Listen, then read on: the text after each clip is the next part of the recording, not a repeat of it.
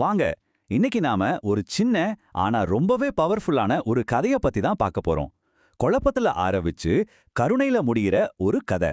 வெறும் 30 செகண்ட்ல ஒரு முழு சூழ்நிலையும் எப்படி தலைகீழா மாறுச்சுன்னு பார்க்கலாமா? சரி, வாங்க கதைக்குள்ள போலாம். ஒரு ஜாலியான பாட்டுக்கும் ஒரு சின்ன நல்ல செயலுக்கும் என்னங்க சம்பந்தம் இருக்க முடியும்? இதுதான் இந்த கதையோட மையமே. விளையாட்டுத்தனமா ஆரம்பிச்ச ஒரு விஷயம் எப்படி மனச தொடுற ஒரு உதவிக்கு வழிவகுத்துச்சு. இந்த கனெக்ஷன் தான் இந்த கதையை ரொம்ப ஸ்பெஷல் ஆக்குது. கதை தொடங்குறதே பாருங்க, ஒரே ஜாலியான ஒரு வைப்ல தான். தெருவுல நண்பர்கள்லாம் ரொம்ப உற்சாகமா பாடிட்டு ஆடிட்டு போறாங்க. இந்த யோயோ சத்தமே சொல்லுதில்ல அவங்க எவ்வளவு கவலையே இல்லாம ஃபன்னா இருக்காங்கன்னு. அவங்களோட விளையாட்டு இன்னும் தொடருது. பச்சைக்கிளி சுத்த விட்டு அப்படின்னு பாட்டு வரியெல்லாம் வச்சு ஒருத்தர் கலாச்சிக்கிறாங்க. இந்த இடத்துல எந்த டென்ஷனும் இல்ல, முழுக்க முழுக்க ஒரு ஃப்ரெண்ட்லியான கேலி கிண்டல் மட்டும்தான் இருக்கு. ஆனா அந்த சந்தோஷம் ரொம்ப நேரம் நீடிக்கல. அந்த நொடியில அந்த ஜாலியான சூழல் அப்படியே மாறுது. விளையாட்டுத்தனம் எல்லாம் போய் ஒரு மாதிரி சீரியஸான டென்ஷனான ஒரு சூழல் உருவாகுது. இந்த திடீர் மாற்றம் தான் கதையோட திருப்புமுனைக்கு நம்மள தயார்படுத்துது. இதுதான் அந்த ட்விஸ்ட். அந்த குரூப்ல இருந்து ஒருத்தர் கோவமா, எதுக்குடா எங்களை ஃபாலோ பண்றீங்க அப்படின்னு கேக்குறாரு.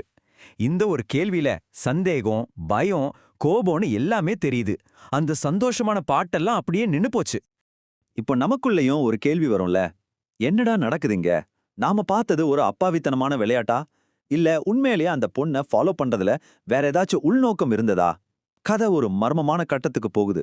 அந்த குழப்பமான டென்ஷனான சூழலுக்கு நடுவுல ஒரு அமைதியான நொடி வருது.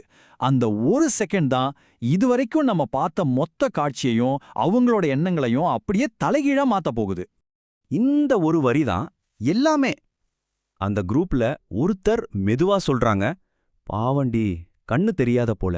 இந்த வார்த்தைய கேட்டதும் சந்தேகம் இருந்த இடத்துல இரக்கமும், கோபம் இருந்த இடத்துல பரிதாபமும் வந்துருச்சு. இந்த ஒரு வாக்கியம் மொத்த கதையோட போக்கே மாத்திருச்சு.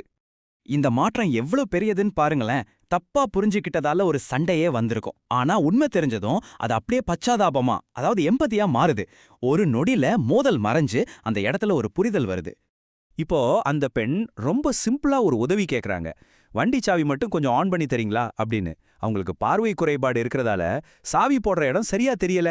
இப்போ அந்த குரூப்புக்கு அவங்க செஞ்ச தப்ப சரி பண்ணிக்க ஒரு வாய்ப்பு கிடைக்குது. அதுக்கப்புறம் நடந்தது ரொம்ப எளிமையான ஆனா அழகான தருணங்கள். அந்த பொண்ணு உதவி கேட்டாங்க.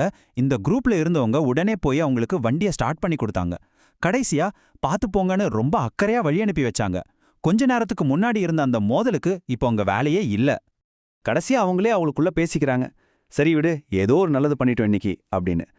ஒரு தப்பான புரிதல்ல ஆரம்பிச்ச ஒரு விஷயம் கடைசியில ஒரு மனநிறைவான நல்ல செயல்ல முடிஞ்சிருக்கு. இது அவங்களுக்கு ஒரு சின்ன ஆனா முக்கியமான சந்தோஷத்தை கொடுக்குது. சோ இந்த சின்ன கதை நமக்கு என்ன சொல்லி கொடுக்குது?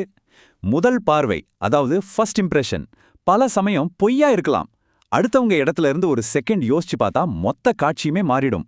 கடைசியா நாம செய்யற சின்ன சின்ன உதவிகள் கூட ஒரு பெரிய தாக்கத்தை ஏற்படுத்தும். இந்த கேள்வியோட இந்த விளக்கத்தை நாம முடிச்சுக்கலாம். கொஞ்சம் யோசிச்சு பாருங்களேன். நம்ம அன்றாட வாழ்க்கையில நாம எத்தனை தடவை ஒருத்தரோட முழு கதையும் தெரியறதுக்கு முன்னாடியே அவங்களோட முதல் தோற்றத்தை வச்சு தப்பா எடை போட்டிருப்போம். ஒரு சின்ன துணுக்க வச்சு ஒரு முடிவுக்கு வந்திருப்போம். சிந்திச்சு பாருங்க.